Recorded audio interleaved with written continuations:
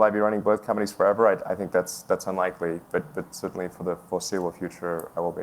Is there one that has your heart more than the other one? Well, no, they both do have my heart, but I think that there may come a point, several years in the future, where the fundamental good that Tesla is trying to accomplish, which is to serve as a catalyst for the acceleration of sustainable transport, has been accomplished. In other words, that's really what Tesla, if you look at it from an historical standpoint, or what's important here in affecting the world. It's to what degree is Tesla serving as a catalyst for the advent of electric vehicles?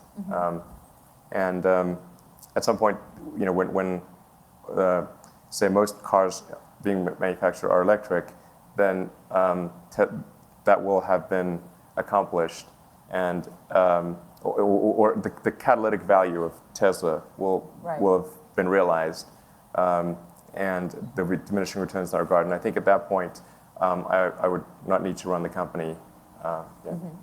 Can we talk a little bit about, across the companies, your experience with venture capitalists? Because it's been pretty varied, right?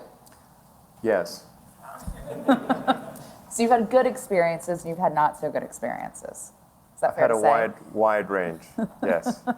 What would you advise entrepreneurs watching this or in the audience to make sure they don't live through what you did in the bad experiences? And can you tell us about the bad experience? Well, I think one thing that's important is if you have a choice of a lower valuation with someone you really like, or a higher valuation with someone you have a question mark about, take the lower valuation.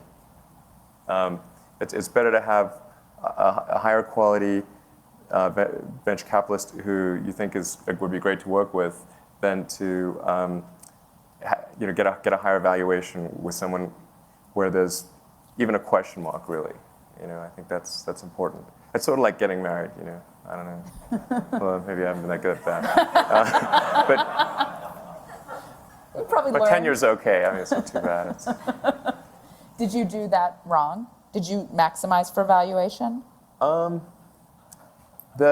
suppose in the case of the Tesla Series C, I don't know. I mean, at some point, I think I'll tell the full story, but not tonight. But not tonight. They did wait an hour. Right. No, I know. Well, I'll tell part of the story. So, there were multiple competing bids, but there were two competing bids. One was from Kleiner Perkins, the other one was from Vantage Point.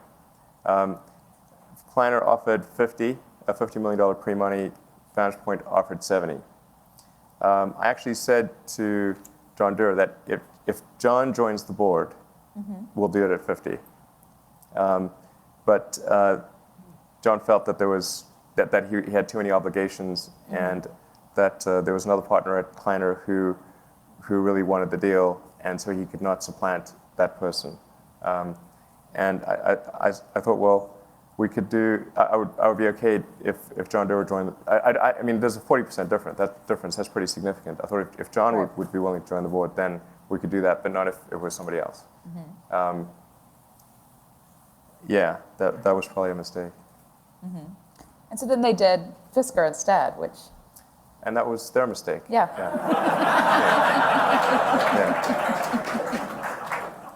Yes, but I hope they live past the election. Fisker and A123 are both having a lot of issues. Yeah. What has Tesla done that it hasn't fallen in that bucket? And looking back, was there a crossroads where you made a right choice that has put you guys so far? I mean, you're not profitable yet, but in a different category. Well, Tesla is a really different company to Fisker. I mean, Tesla is a hardcore technology company, and we do really serious engineering. And I think you only build value in a company if you're doing hard work to solve tough problems. That's why companies are valuable, or it's why they should be valuable, and largely is why they're valuable. So and we do real manufacturing as well. I mean, the Model S, coils of aluminum and plastic pelts come in, and cars come out. I mean, we do real hardcore manufacturing, quite vertically integrated. We did all the vehicle engineering, all the powertrain engineering, all the software, whereas we also of course do the styling and design of the car. We've got a great design studio. Our head of design, Franz von Holzhausen, is awesome. In the case of Fisker, it's headed by, or was headed by, Henrik Fisker, and he's a designer, so he's good at sort of the styling of the cars, but he thinks it's all about styling, and it's not. It's really, this is, the reason we don't have electric cars is not for lack of styling. Right. At the time when you were getting started with Tesla, the Valley was trying to take a turn back towards science.